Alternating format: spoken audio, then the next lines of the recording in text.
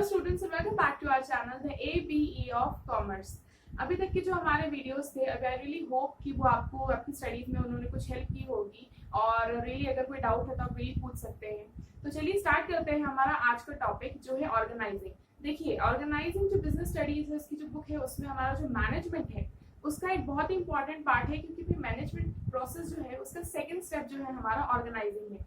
अभी तक हम लोगों ने क्या किया है, अभी तक हम लोगों ने प्लानिंग की है, यानी कि पूरा का पूरा नियोजन कर लिया है, यानी कि पूरी की पूरी जो हमने अपनी प्रोसेस अपने माइंड में जो वर्क है हमारा ऑब्जेक्टिव है हमारा, उसको हमने अकम्प्लिश किया है अपने माइंड में। ठीक है, हमने सब कुछ प्लान किया। प्लानिंग के थ्रू हमें पता चला कि हमें भैया क्या करना है, किस तरह करना है, कब करना है और किसके द्वारा करवाना है। इसका मतलब what is to be done, how it is to be done, when it is to be done and by whom it is to be done. ठीक है, प्लानिंग में आपने एक गैप फिल किया जो था कि आज हम कहाँ खड़े हैं और हमें कहाँ होना है। अब इसके बाद बात आती है कि भैया और प्लानिंग करने के बाद हमारे पास जो और हमारा जो प्लान है उसे हम इम्प्लीमेंट कैसे करें। ठीक है, तो इम्प्लीमेंट करने के लिए बात आती है ऑर्गेनाइजिंग की, यानी कि संगठन की। तो आइए देखते हैं ऑर्गेनाइजिंग एक्चुअली में होता क्या है। ठीक है, सो ऑर्गेनाइजिंग की एक्चुअली मैंने दो डेफिनेशन से दो मीनिंग्स उठाए हैं यहाँ पर।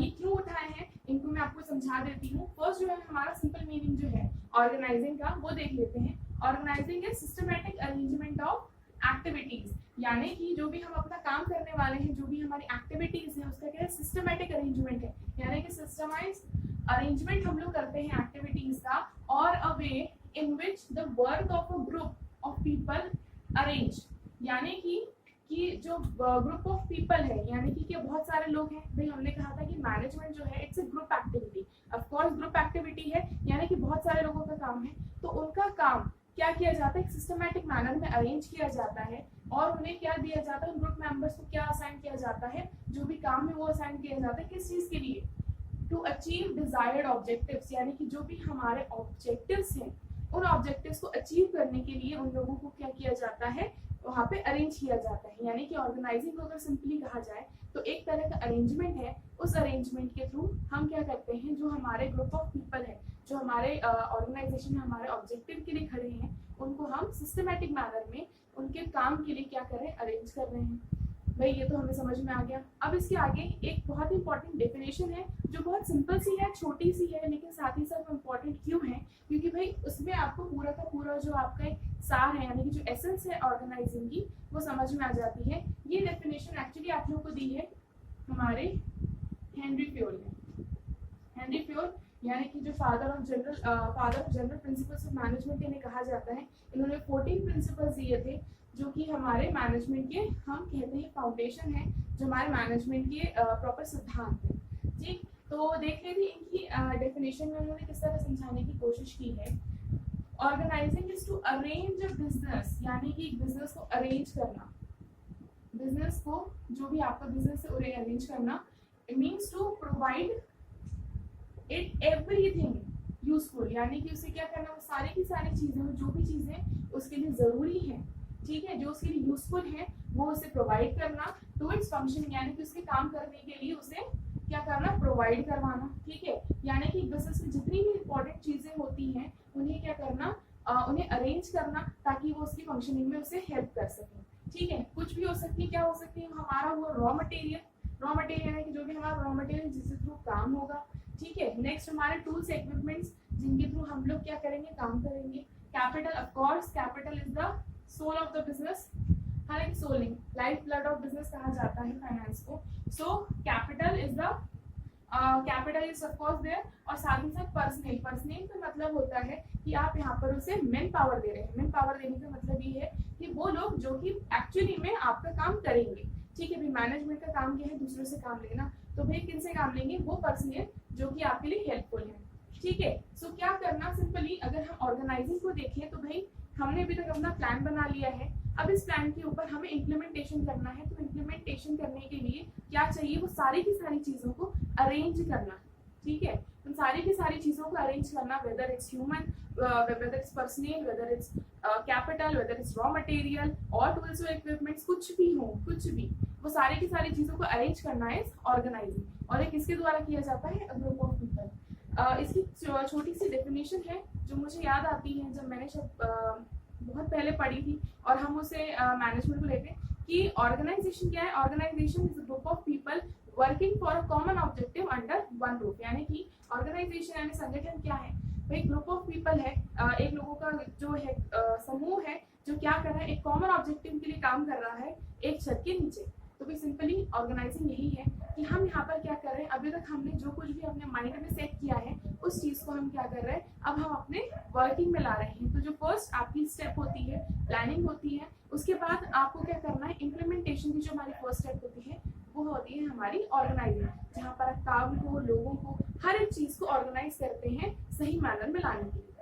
तो ये थी आपकी ऑर्गेनाइजेशन की मीनिंग और उसकी एक छोटी सी डेफिनेशन। तो चलते हैं हमारे नेक्स्ट टॉपिक पर। हमारा नेक्स्ट टॉपिक है importance and objectives of organizing. देखिए मैंने यहाँ पर जो आपके पॉइंट्स हैं उनको एक साथ लिखा है, ठीक है। हम यहाँ पर डिस्कस करते जाएंगे कि क्या पॉइंट्स हैं, किस तरह से करने हैं, ठीक है। सो स्टार्ट करते हैं। देखिए ऑर्गेनाइजिंग से हमने कहा था कि भाई ऑर्गेनाइज करना हमारे यानी कि अरेंज करना वो सारे के सारे एक्टिविटीज को या उन सारे के सारे लोगों को जो हमारे ऑर्गेनाइजेशन के ऑब्जेक्टिव्स को फुलफिल करने के लिए काम करेंगे भाई, ठीक है। तो अब उनका क्या इंपॉर्टेंस हो गई भैया, क्या इतना वो है उसमें कि क्यों करना इंपॉर्टेंट हो गई हमारे लिए। तो भाई देखिए हमारा फर्स्ट ऑब्जेक्टिव है या फिर जो हमारी इंपॉर्टेंस है वो ये कहती है कि भाई इस ऑर्गेनाइजेशन किस काम आता है भैया, maximum production at minimum cost. भाई ठीक है, मैक्सिमम प्रोडक्शन यानी कि हम लोग क्या करेंगे, अपना आउटपुट मैक्सिमम देंगे थ्रू मिनिमम कॉस्ट। क्यों, क्योंकि भाई हमने क्या किया, ऑर्गेनाइज कर दी चीजें, हमने उसी बंदे को काम पे लगाया है जो काम को अच्छी तरह से कर सकता है, यानी हमने स्पेशलाइज्ड यानी स्किल्ड पर्सन को वहां पर लगाया है,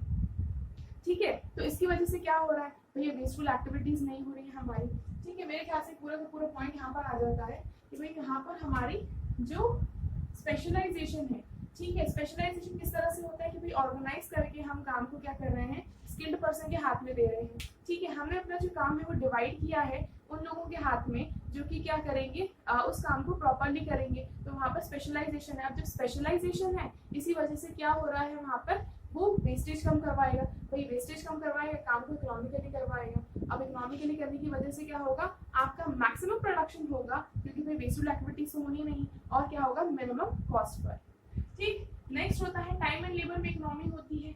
भाई हम यहाँ पर देखिए दो चीजें होती हैं, एक होता है आपका डिवीजन ऑफ वर्क यानी कि कार्य का विभाजन कर देना। डिवीजन ऑफ वर्क किस तरह से होगा भाई, according to the skill of the person, ठीक है। या फिर हम क्या करेंगे, जो पर्सन उस काम के लिए स्पेशलाइज्ड होगा उसे वो काम हम दे देंगे, ठीक है। जो काम में तुम अच्छे हो, जिस काम में मैं अच्छा हूँ, हम लोगों ने क्या किया, उस काम को डिवाइड कर दिया। तो यहाँ पर है आपका डिवीजन ऑफ वर्क जो ये कहता है कि भैया जो बंदा जिस काम में स्पेशलाइज्ड है, स्किल्ड है, हमने उसे वहाँ पर काम दे दिया।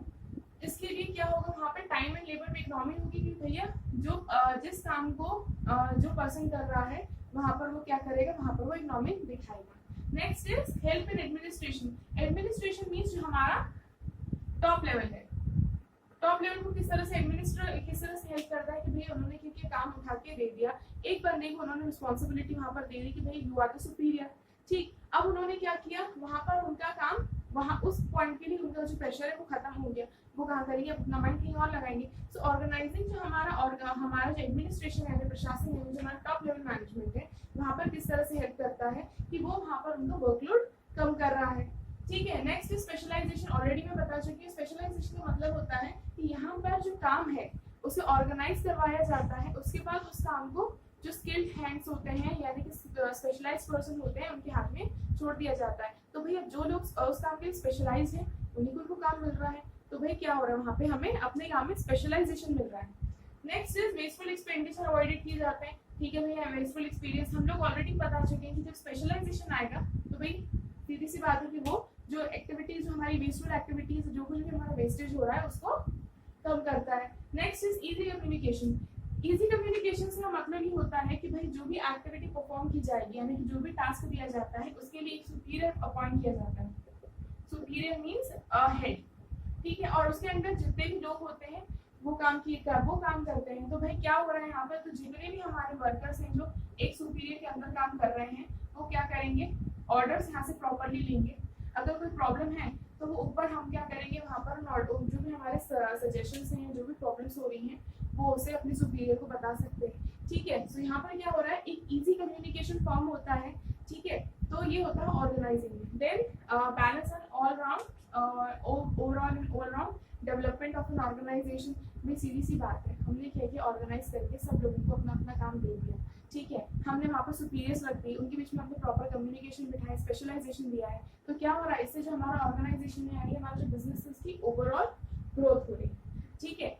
सो दीज आर द ऑब्जेक्टिव्स और द इम्पोर्टेंस, जो बहुत सिंपल से थे, ठीक है, क्योंकि हमारे मीनिंग से बहुत हद तक मैच कर रहे हैं ये। नेक्स्ट है हमारी ऑर्गेनाइजेशन की प्रोसेस। जो नेक्स्ट स्टेप आता है वो है हमारे स्टेप्स इन ऑर्गेनाइजिंग प्रोसेस, यानी कि जो हम ऑर्गेनाइजिंग की बात कर रहे हैं उसमें भी कुछ स्टेप्स होते हैं, एक प्रोसेस होती है जिसके थ्रू हमारी ऑर्गेनाइजिंग गुजरती है, तो वो देखते हैं कि वो स्टेप्स कौन से हैं, ठीक है। सो नेक्स्ट है हमारा जो टॉपिक वो है steps in the process of organizing. भाई ऑर्गेनाइजिंग की प्रोसेस में सबसे पहली बात तो क्या आती है कि भैया क्या हमारे ऑब्जेक्टिव्स है और उसमें division of work.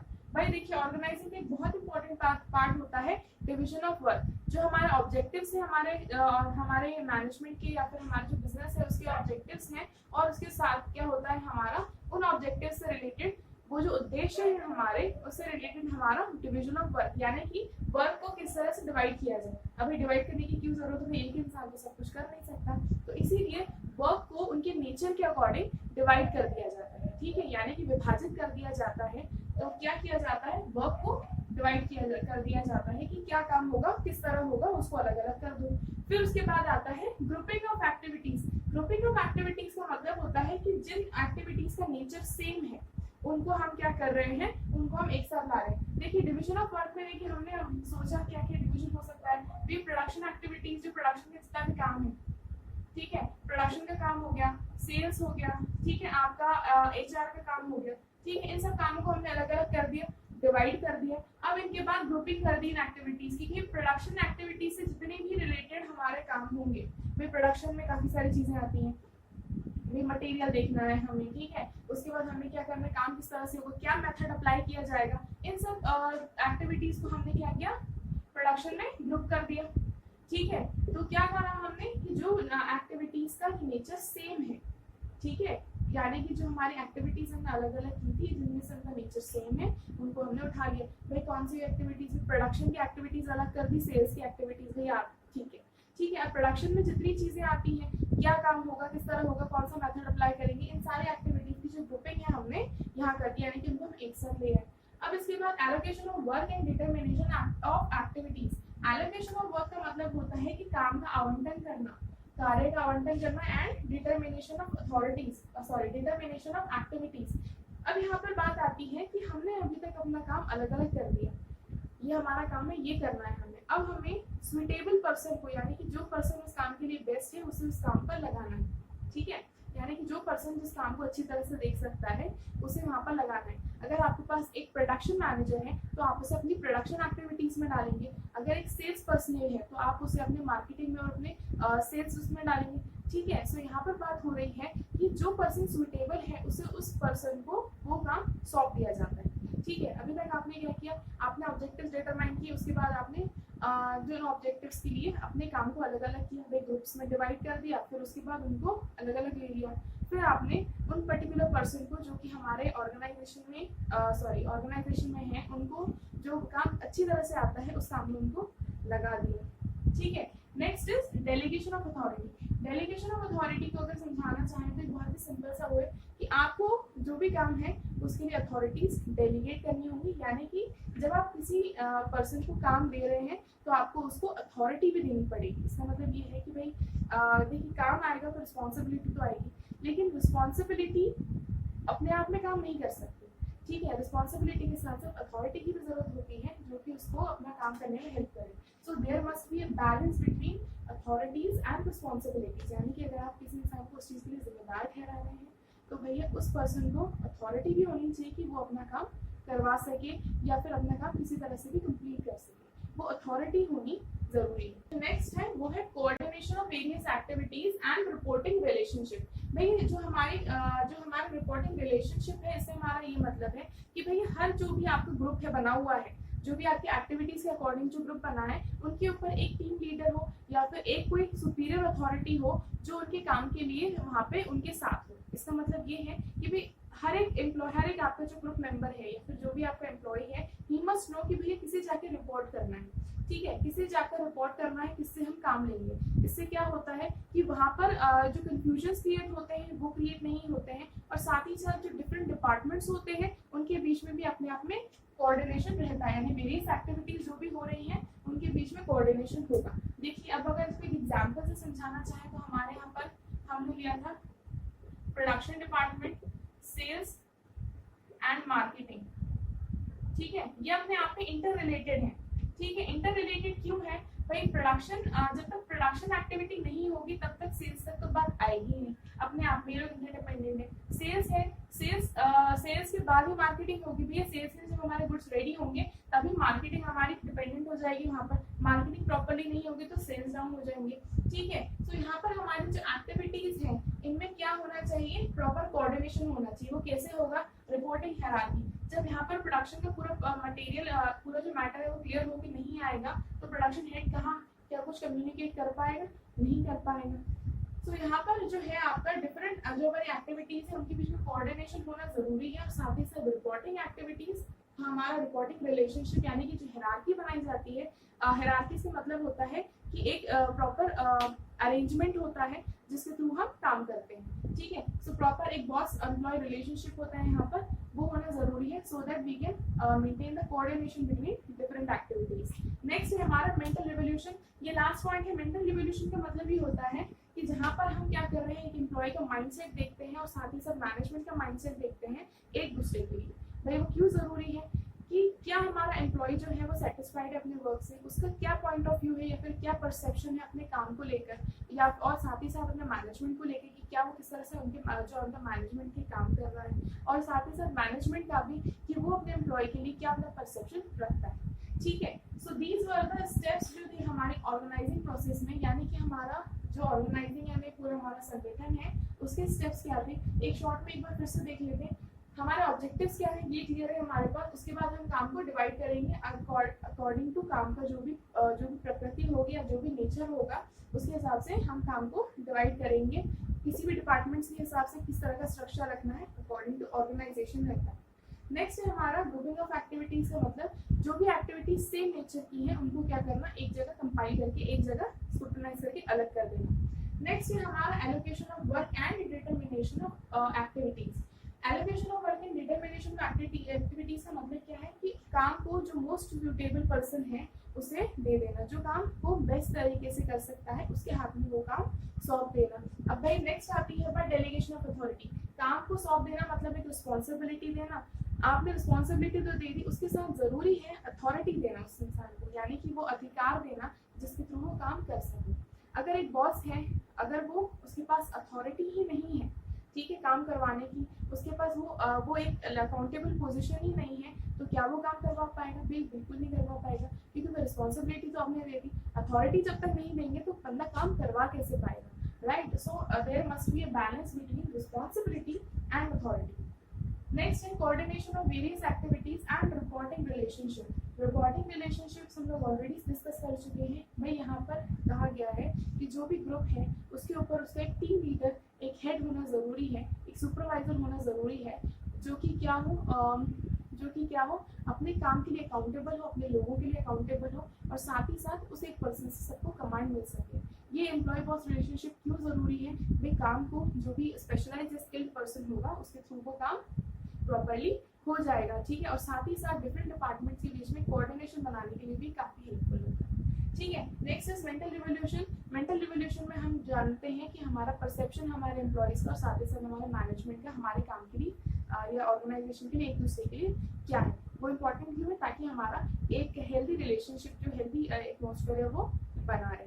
So these were the steps in the process of organizing, यानी कि ऑर्गेनाइजिंग की जो पूरी प्रक्रिया होती है उसमें कौन कौन से स्टेप्स होते हैं हम लोगों ने वो समझने की। तो thank you so much, that's all for today. कैसा लगा जरूर बताइएगा कमेंट्स में लिख के, and don't forget to like share और अपने रिव्यूज अपने कमेंट में लिखिएगा, और साथ ही साथ अपने फ्रेंड्स के साथ शेयर कीजिएगा। बहुत अच्छा लगता है जब आप लोगों के रिव्यूज आते हैं, जब आप लोगों के कमेंट्स आते हैं, it really makes me motivated to do more videos for all of you. Thank you so much, really thank you so much, and really have a good day. Thank you.